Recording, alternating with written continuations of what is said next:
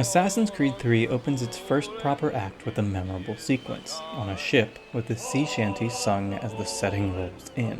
Though not a long sequence by any stretch, it was compelling. It concludes with the climbing to the crow's nest where the title card appears. In my very important and credentialed gamer opinion, it never clears this bar again.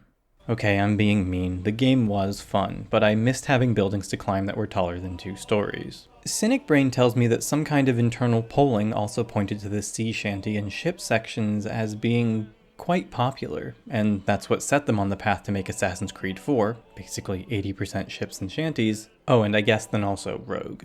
This video is going to go from lightly talking about the sail-era Assassin's Creed games to more heavily exploring the history of sea shanties. Now, of course, the Assassin's Creed series is known for its attention to detail as much as its jank, for its historicity as much as its, plot lines. That said, generally we expect the details of the setting to be historical. I mean, this is the company frequently touted for its role in restoring the Notre Dame Cathedral after that fire in 2019.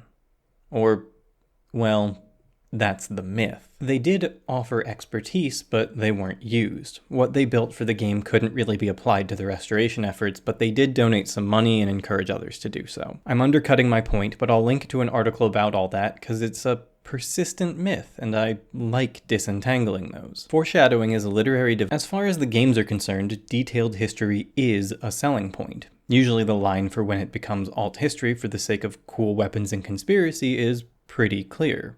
But what about the line between presenting real history and catering to pop perception?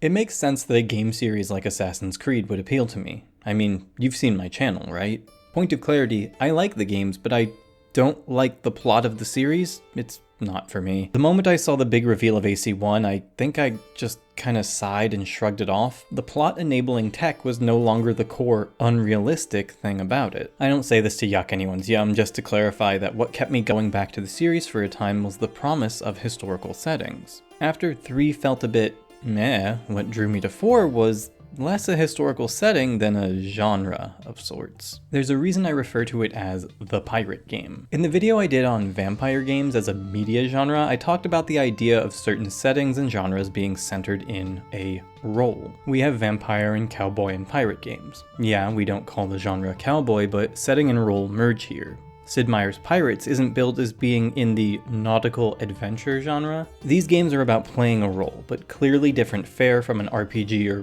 whatever simulator means in gaming at this point. A layman of history, or even a complete enthusiast to be honest, probably doesn't have strong expectations of what Renaissance Italy should have in it in terms of set pieces, what colonial America should depict and include. In fact, with that latter one, where there's a presumption at all with typical consumers, it would probably casually omit the Native Americans in favor of a colonist telling of the American Revolution. Here's a big question. When are pirates?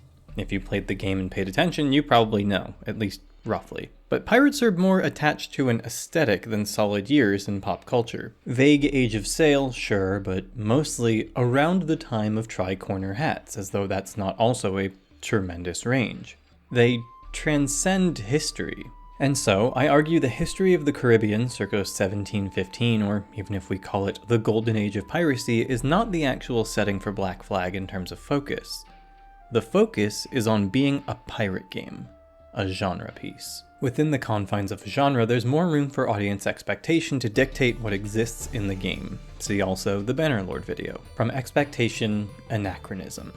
You may see where I'm going with this. I will quickly grant here that the conceit of the Assassin's Creed games as basically memory dives facilitated by magic computers and whatever means that there could be some moment of like, we uploaded expected thing even though they aren't historical because it helps the vibe / synchronization, etc. There's an inbuilt narrative conceit for inaccuracies, but just mentioning that and calling off exploring the games would be boring. And besides, it's not like this meaningfully weakens the value of the game so much as it is an angle from which to approach the idea of aesthetic expectations. While Assassin's Creed 4 still loves its historical setting and cares to a degree about authenticity, it cares far more for the aesthetic expectation of the pirate's life, and from that includes sea shanties in the first place.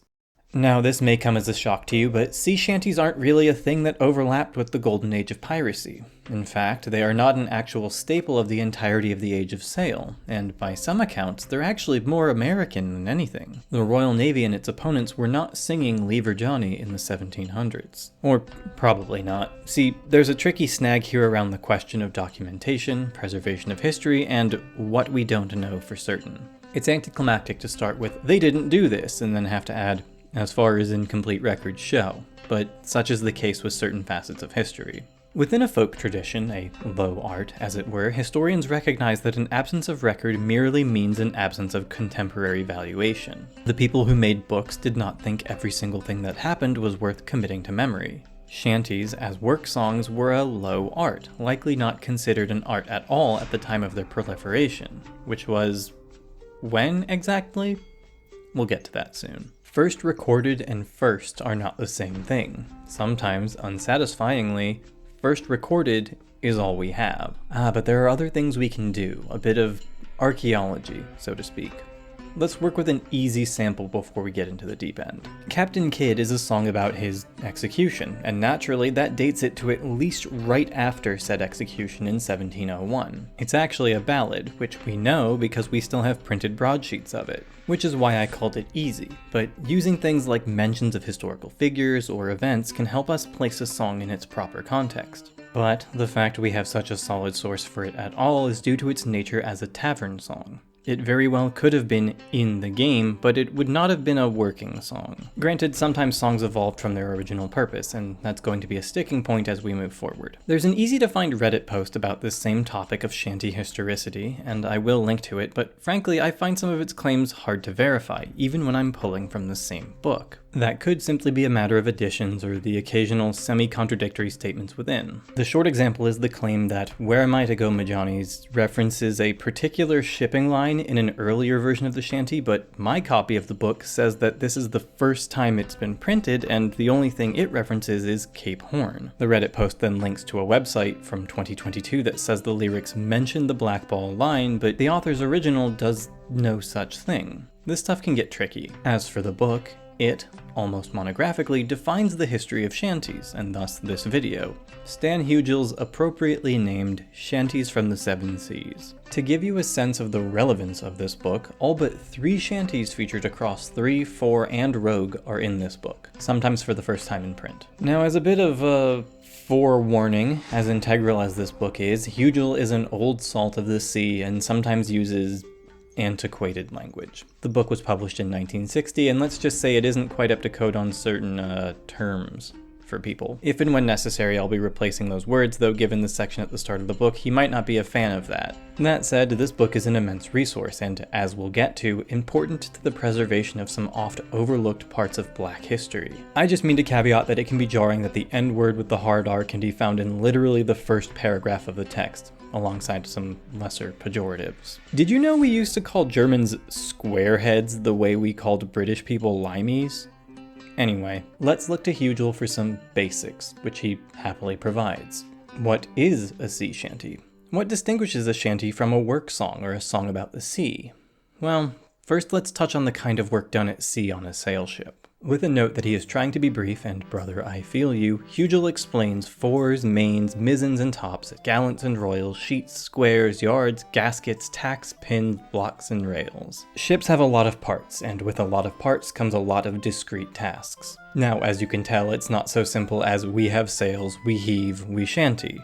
Shanties would often have a task-specific use. A shanty could be a halyard shanty or a short drag shanty, a foresheet shanty or a capstan shanty, depending on the task that it was designed to help the rhythm of. From that, shanties are call and response songs where the shantyman would lead the crowd so they could, for example, pull a rope at the right time. There are certain parts of a ship or tasks mentioned that can help us date a shanty, like capstans and windlasses. Hugel presents a division between 2 main categories, heaving and hauling shanties, into which the aforementioned task-specific shanties are divided. He makes further divisions here based on how developed the shanties became. Hauling shanties were, for, in land speak, shorter tasks involving stowing or unfurling sails.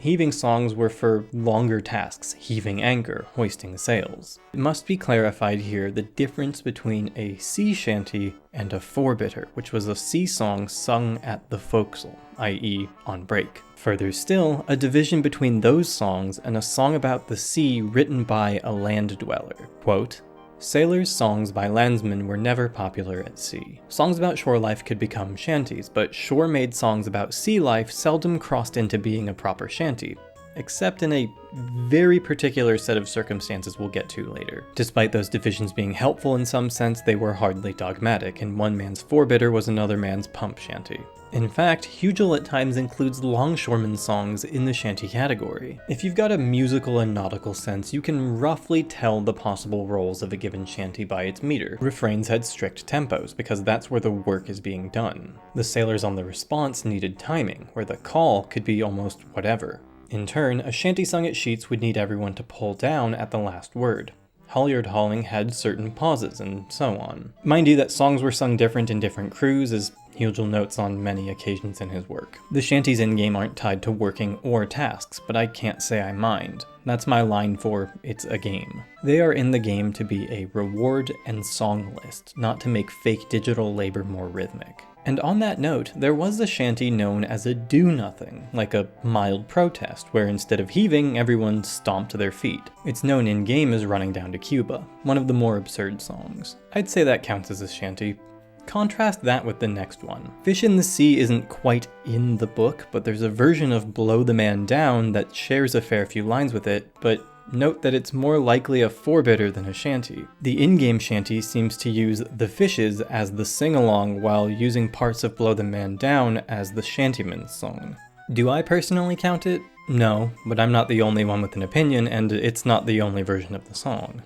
On the note of leisure songs, the tavern songs in the game are fantastic, and if you've never sat around enough to hear them, I recommend it. Sea songs are good, they're just not shanties. Well, except I found one which Hugel claims to have sung at sea while also noting its ballad origins. Lowland's Low, or as it's known otherwise and in-game, The Golden Vanity, is considered by Hugel to be a sometimes shanty, in his experience sung at capstans and pumps. It was based on a 17th century ballad, though the tune is not the same, just the concept. Funny that this one had a case to be made for fitting the game, but it ended up a tavern song instead. Hugel also claims that High Barbary made the jump from sea song to shanty. If I had to leave you with a rule of thumb for discerning a shanty, a song intended for work, from a sea song, a song of leisure, it would be look at how complex the chorus is, especially the response bit. Captain Kidd changes its response a lot, and Fish in the Sea is too complex to work for keeping time while hauling. Spanish Ladies is perhaps the only exception I can think of, but Hugel notes that only he and one other person heard it as a shanty, a homeward bound one sung at capstans. 4 distinct lines is a lot for the crowd to sing, which, in my unprofessional opinion, places this as a ballad. Now that we have the what, let's get into the important part of this video, the when. So then, when were shanties? That's a tough question, and it has a lot to do with the mix of hearsay, evolution, and lack of records. Working songs at sea are not all shanties by definition. Hugel notes that rowing songs likely existed with the classical Greeks. He lays the origin of shanties, however, at a proto-shanty included in the records of a pilgrimage in 1400. The record continues in 1493, and then again in 1549. Soon after, Hugel points out 3 shanties which, conveniently, all exist in the Assassin's Creed series in some form. Hall the Bolin, Oroven, otherwise called Maid of Amsterdam, and Whiskey Johnny. According to Hugel, some scholars posit these ones to be as old as the Elizabethan era, with little evidence available to us for that. At times, the task becomes parsing when to take Hugel's word and when to be skeptical. At times, the task becomes recognizing when we have nothing else but his word. But mind you, he is an expert and has done the work of talking to people and collating this whole tome of a book. The book is, at times, a primary source, because he's either recording his own experiences or committing to the page, for the first time, the experiences of sailors that came before him and lived through the era of shanties. He's converting an oral tradition to a written one. Following the Elizabethan examples, Hugel presents a dire claim that, regarding shanties, for the 17th century we can produce nothing, and covert little for the 18th. He then goes on to claim that warships used the fiddle to keep rhythm, not shanties, and so the wars between 1739 and 1815 stifled the craft that had barely begun to exist as we now know it. You may note this history is rather scant, but it's hard to give a detailed account of the absence of something. As it stands, the era of the 3 games with shanties is right in the empty space. One man's golden age of piracy is evidently a dark age of sourcing. In general, he positions the likely invention of shantying as we know it today to be towards the end of the 18th century. By the 19th century, according to Hugel, writers refer to them as a well-established custom. That's not to say no such songs existed prior, but that they had yet to transform into something more familiar to us. Hall the Bolin is given as an example of a shanty that may have been medieval. Hugel presents the original use as before staysails eliminated the need for a group hall to keep square sails in order. In its modern use, it was sung at tacks, sheets, and sometimes capstans, which is quite the transformation. For another technological impact, it's posited that while mechanization killed the working songs on land, it actually pushed shanties harder. Sail ships needed any efficiency they could muster in order to compete with the emerging steamship fleets of the 1880s. And beyond that, shanties still had a place on mixed-function vessels which never used the steam power to set sail, just mid-voyage. What and when become intricately linked questions here. By their nature as work songs, as the work changed, so did the role of the songs. Hugel explains, after 1860, few shanties were invented. Old ones often had new themes fitted to them, and different methods of singing them by different shantymen brought forth a few new variants. But the great heyday of shanty producing was finished.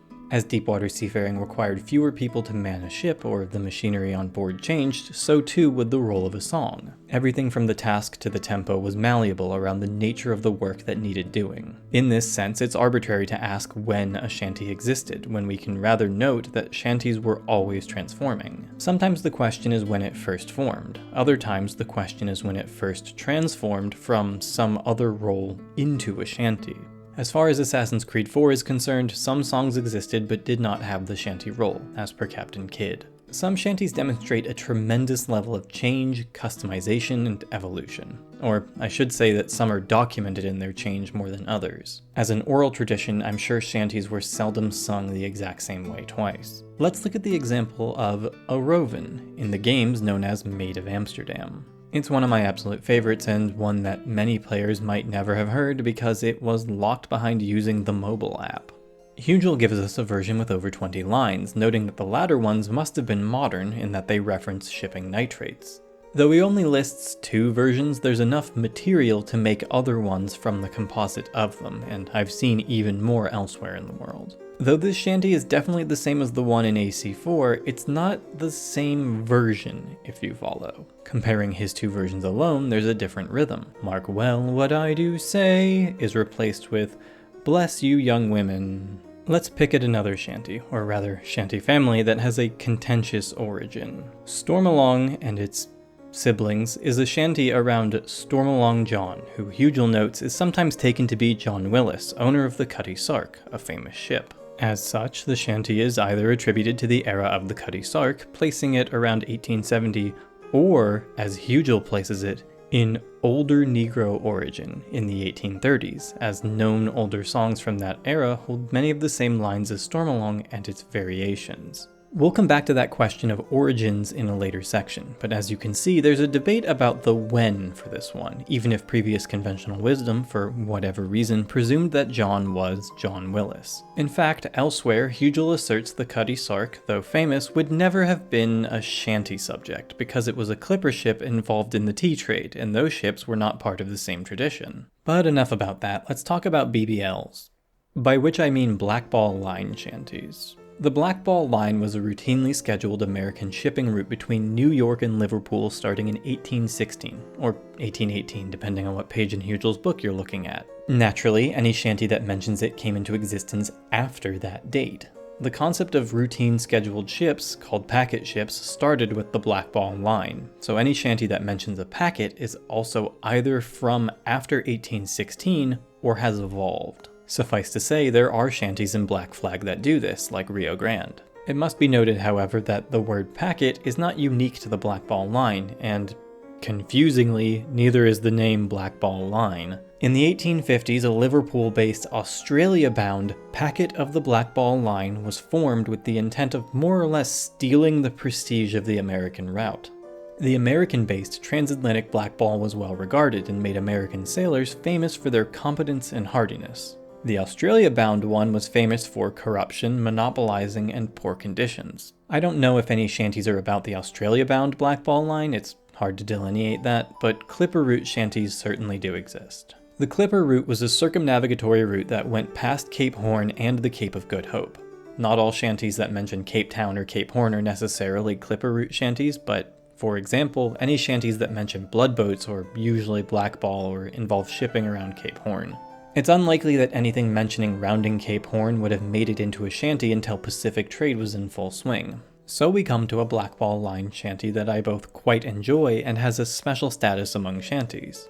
Leave Her Johnny is a blackball of the 1840s. It was often saved for the last shanty of the voyage, which is already special in some sense, but what made it doubly so was that it allowed for grievances to be aired by the shantyman with its improvisational lines. In Black Flag, it includes the line, "I hate to sail on this rotten tub, no grog allowed, and rotten grub." That's an example. Shanties generally had room for improvisation on the shantyman's side so long as the chorus was familiar and kept time. It was, however, heavily discouraged for a shanty to become a list of grievances, tantamount to the start of a mutiny, unless under the particular conditions like those in Leave Her Johnny. For a while, I thought I was losing my mind because I could have sworn Hugel mentioned Homeward Bound was a blackball line shanty.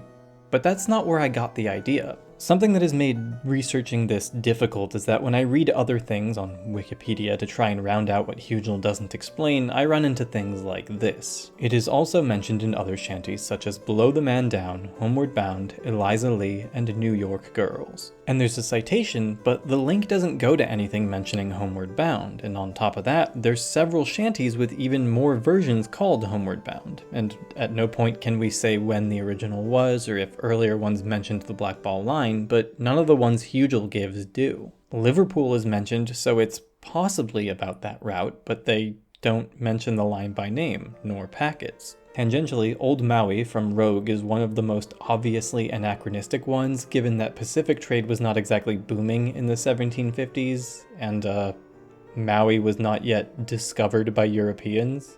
I don't need Hugel to clarify that for me. Oh, and it's also likely not a shanty, just a sea song, but whatever. I know my point is made by now, and going through other examples feels like beating a dead horse, but did someone say dead horse? Hugel claims that The Dead Horse was the only shanty to start as a ceremonial song made for amusement that later transformed into a normal hauling song as the ceremony vanished. The ceremony consisted of hoisting a horse effigy up the yardarm and dropping it into the water, as recounted in Reminiscences of Travel in Australia, America and Egypt, 1884. Hugel contends it became a halyard after that and claims it came from a mealtime song called Sailor's Grace that referenced dubious meat. The shanty is also mentioned in 2 Years Before the Mast by Richard Henry Dana Jr. in 1840, so it clearly predates that, and Sailor's Grace could be even older. Okay, that last example was truly superfluous, but I want to drive home that while some songs do have the loose possibility of evolving from a folk song we have no record of or existing in the absence, there are ones we can easily point to and just go, nope, that's not correct. One final thing that muddies the water is that sometimes cultural sources contemporary of the shanty just made stuff up, playing with the idea of the thing without any expertise in it. So we'd have the rough idea that shanties were known in a given year, but our example one is just the fancy of some fiction author. But that's enough about when shanties happened. Let's get more into who was actually singing them. By now, the case is made that shanties didn't overlap much, if at all, with the time frame of Black Flag. But there's more to dig into since we're here. You may have noticed that like half the shanties ever mention some guy named Johnny, and maybe you're curious who that is. Now, obviously, it's not some singular person, a real guy named Johnny who keeps getting into nautical situations. It's a character of sorts.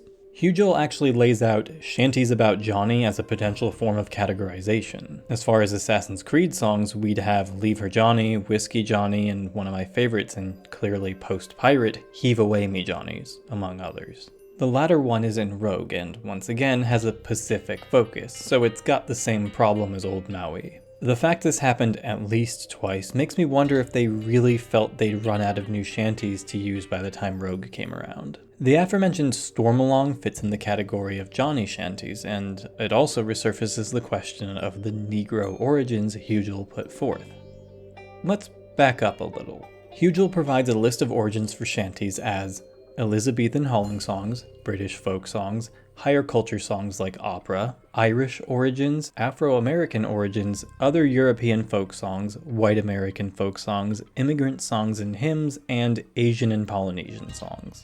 Okay, so that list is most of the sailing world, I guess. But it should be noted that this list is arranged in the order Hugel provides, not the order of relevance. 2 of the origins account for more shanty sources than the rest of them. They also happen to be the ones I'd like to clarify. Within the Irish origins, he lists 3 types: True, Liverpool, and New York. This addresses the Irish diaspora as distinct sources. The diaspora, though not formed in the wake of the famine of the 1840s, was certainly intensified by it. Many Irish people ended up in New York and Liverpool, both ends of the Black Ball Line and major shipping hubs of their respective countries. Of course, diaspora culture has roots in the home culture, and so on occasion the distinctions between true or not are unnecessary and have more to do with highlighting Liverpool and New York as places of shantying than they do casting some question of authenticity as might be assumed in the use of true to identify non-immigrant Irish. Hugel also gives us a little snippet about the shape of discourse before him in saying that Liverpool was underrepresented in literature about shanties despite being a major port, and so he sought to correct that in his own work. Hugel claims that the sailors of the Atlantic packet were almost entirely Irish. Irish sailors were so common that shantymen started customarily adopting an Irish brogue when singing. To keep our examples tight, let's turn to Lever Johnny one last time. The lineage of the song is laid out as sharing ancestry with Across the Rockies, which became Across the Western Ocean, and that eventually transformed into Lever Johnny. One variant provided mentions joining the Irish Army. Somewhere in the earlier forms, Hugel unclearly attributes an Afro-American origin, and thus, in an early section of the book, claims Lever Johnny is, quote, probably of Negro-Irish mixture. Said mixing was not uncommon, as we'll see, and it leads us to our next category. The category of Afro-American includes several sources unto itself, ranging from West Indies workers and sailors to American slaves to even minstrel songs? Okay. One of his most prominent sources is a man from Barbados named Harding the Barbarian who worked on sailing ships and recounted many of the shanties in Hugel's book. Hugel is emphatic about the Afro-American origins fairly often, so why is it that the source for these shanties is something Hugel had to emphasize or bring to light? While Negro sources in a general sense had some recognized presence, Hugel believes they are underrepresented, and among them the West Indies sources in particular. To clarify, as early as the 1850s, so in their own time, scholars were attributing shanties to Afro-American sources. Hugel stresses that they were more common than previously considered, and that while there are certain tells in topic, tone, and title, oftentimes we have no way of knowing otherwise, especially with lost shanties where we only have the title. With the aid of the titles only, who would know these were Negro shanties? And yet, that is what they are. You can see how it's not often apparent where a shanty came from, and the default assumption would likely skew towards white sources. One shanty with an admittedly very strong source as far as shanties go is Good Morning Ladies All. It turns out the shanty has a particular overlap with a Negro folk song from 1855. The relation is unmistakable. Bridging land and sea, as well as racial divide, was the connection of plantation slaves to dock work with cotton screwing, and according to a source Hugel disputes, shared for posterity, slaves being rented to ships during the winter months when there was not field work to be done. Even if slaves did not en masse end up working on ships as the source proposes, the period of the cotton trade at its zenith overlapped strongly with the origin of many shanties. The task of cotton screwing, as in compressing cotton into tight bales, used similar chants to shanties, and would often be interchangeable on those cotton ships with hauling and pumping songs. So it is that many shanties are rooted in or passed through the working songs of American slaves. Way Me Susanna and its non-featured sister song, Poor Luciana, are speculated to be about a pair of slaves separated as one or the other is sold, the implied meaning behind Bound Over the Mountains. There's also a cultural exchange noted where a white man's folk song would become a slave's work song and eventually a West Indies sailing work song, a shanty. Beyond that, we also have mixed checkerboard crews which had their own repertoire of shanties, including Roll Boys Roll. It must be understood that irrespective of origin, Irish and Afro-American seafaring culture was a prevalent filter through which many shanties at some point passed through. Indeed, the whole of shantying was a borderless affair, rife with cultural blending. To quote Hugel, All seamen more or less tend to be cosmopolitan in their outlook, and the mixing of foreign words and phrases with their own language is one of their common characteristics even today, and in the days of sail this was still more pronounced.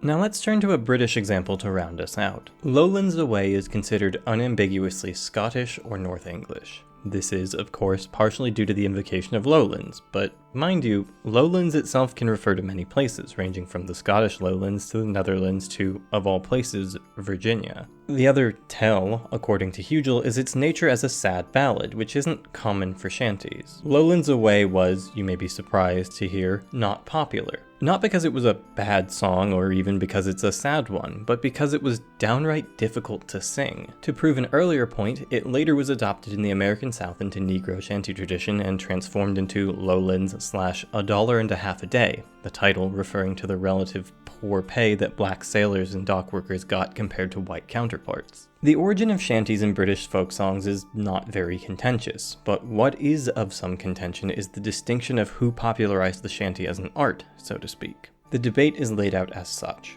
Navy vessels did not use shanties, and the British senior service was dissuaded from using them as a whole. In turn, it's proposed that until the post-American Revolution period, when America formed its own merchant marine, and when Britain's merchant marine further separated from the Navy, around 1815, shantying had yet to take hold. Indeed, the Navy indirectly harmed the proliferation and development of shantying by use of press gangs, which pulled the shanty singers from civilian vessels and placed them into the no-nonsense Navy. From here, it's speculated that America's newer merchant marine was more open to innovation, and its quick involvement in clipper packets allowed for the proliferation of the tradition. There was not an old way of doing things to compete with. It would seem shantying was, for all intents and purposes, a young man's game. And what of the rest of Europe's shantying history? There are some examples here and there of Spanish and general Mediterranean influence, but they are kept fairly vague and pepper the text as little asides. Rather, the standout note to me is that many shanties of Northern Europe were ostensibly borrowed from Britain, but not from British shanties. Earlier I mentioned an exception to the rule about sea songs at sea, and it comes in the form of Europeans, mostly Northern Europeans, hearing English sea songs and then turning them into shanties for themselves. They were taking a sea song and turning it into something like a capstan, making the assumption, through a language barrier, that it was a shanty to begin with. Of all things, this reminds me of the song Seasons in the Sun. Originally, it was a Belgian song called The Dying Man, and then Terry Jacks, producers for the Beach Boys, took a crack at it, and it was a #1 single for quite a while. Though it also made its way onto some lists of worst pop song ever, so you can say there's a mixed appreciation. So imagine my surprise when it turned out that, like, everyone in Norway knows this song by heart.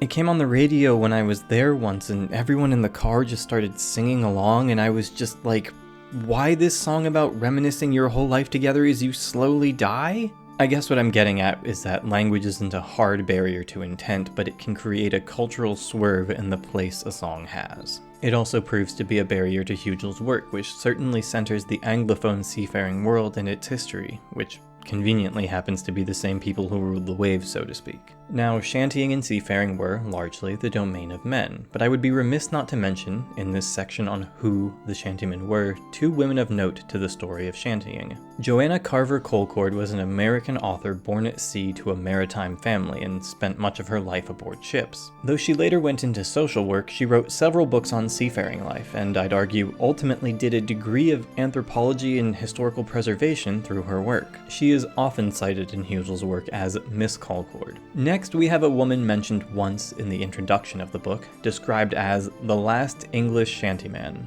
A title that may surprise you and feel at odds with the way I've described her. Louisa Jo Killen transitioned in the later years of her life, making her, I suppose, the first English shanty woman. Alongside being part of the 60s shanty revival, she also helped to popularize the concertina. Her rendition of Heave Away Me Johnnies is one of my favorite shanties of all time. And from all that, we have the core that shantying was a cross-cultural exchange rooted in the people who would labor in fields, on docks, and of course, on ships. We are left to recognize that the coarsest shanty of most any origin took through history would inevitably be as encompassing as the sea lanes themselves. A question comes to me on the innate role Assassin's Creed 4 has taken on in, if not preservation, then popularization of shanties. Yes, of course, there have always been nautical nerds who knew them, and drunken sailors popular as a tune, but few other properties, even amid the popularity of Pirates of the Caribbean, really proliferated shanties. There's a question I once asked of all things, the board games in Bannerlord and their position in keeping alive play of some aging games. I wondered back then, though hardly digressed into the question of, if there's a duty toward authenticity. Part of the issue would be even deciding which authentic version among many to present, to make the definitive version we remember. Much the same here, and of course, no shanty is really authentic when sung on land in a choir or tavern. They are work songs, tied to heaving, pulling, pumping, and hauling. Now, of course, I'm not saying Ubisoft has some moral obligation to do it perfect if they're going to do it at all, but I do have to take a second to think about the role of proliferation, and in some sense, the codification that comes with it. More people than ever before know the words to Rio Grande, but they all know one version. That's not bad, and it's likely not doing anything to hasten the slippage from memory that was already ongoing, but it is worth some consideration. And to reiterate, I do not think the people working for Ubisoft slipped up or didn't know that shanties aren't really a pirate thing. From a game design and experience perspective, having them in-game is a great idea and adds to the fun, which is their goal. Further, they had the allowance of pop perception. My goal in all this is merely to inform people of the history that said perception obscures. To full circle, ironically given everything, having Haul the Bolin in the introduction to AC3 might have been the closest the shanties in this series ever got to their original context, on a civilian ship nearer to the 1800s. There's a lot of neat details in shanties from the Seven Seas if you can get over the outdated language and occasionally convoluted organization. You might have noticed that some of my citations for a given song are spaced apart by 200 pages. That's because Hugel sometimes drops important tidbits about a song in a general knowledge section and does not repeat it in the part about that particular shanty. But let's not end on a sour note. One of my favorite bits is an anecdote in the foreword where the foreword's author is eulogizing Hugel. He notes the academic community around Hugel was reluctant to agree with Hugel about the linguistic value of things like pidgin and patois.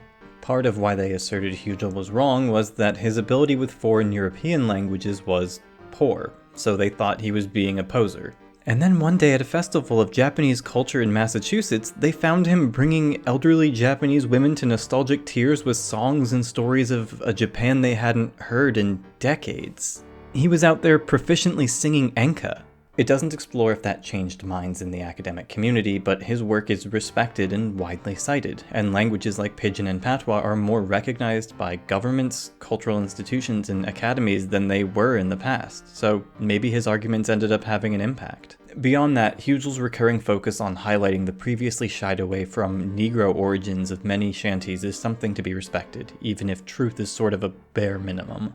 I doubt the pop perception of shanties will ever be divorced from romanticized swashbuckling pirates, and it doesn't truly have to be so long as the true time, place, and people of shantying also get their spotlight on occasion. I'll let Hugel share the final word. We hope that our efforts to give these shanties in as truthful a manner as possible will help those who are interested to savor, for perhaps the last time, the genuine saltiness, rhythm, and vigor of the inimitable true song of the sea. The Shanty. Leave her, Johnny, leave her. Oh, leave her, Johnny, leave her. For the voyage is long and the winds don't blow, and it's time for us to leave her.